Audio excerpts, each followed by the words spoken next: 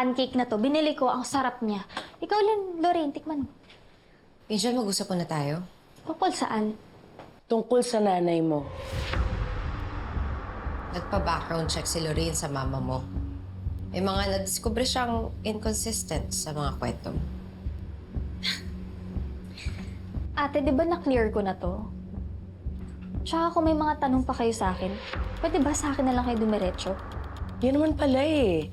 Eh di unang tanong, saan nakalibing ang nanay mo? Ha?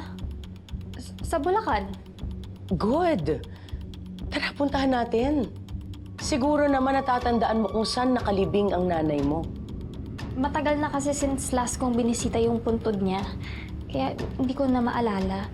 Tsaka ang alam ko kasi binaha yung sementeryo, kaya may mga parte talagang lumubog. There you go, Vanessa. Nagpapalusot na naman niyang kapatid mo.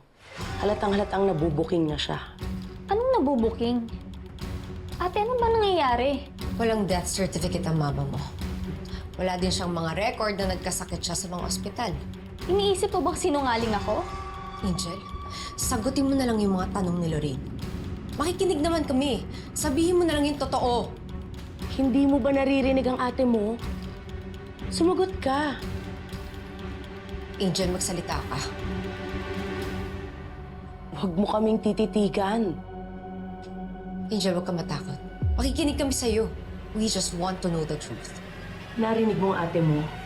Sagot!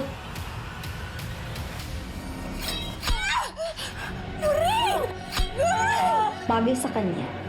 Pakilamera. Rico!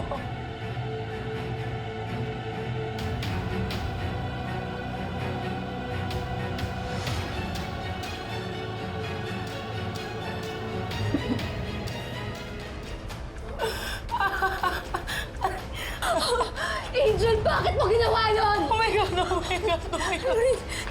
Kumuha ka ng first aid kit! Sagot!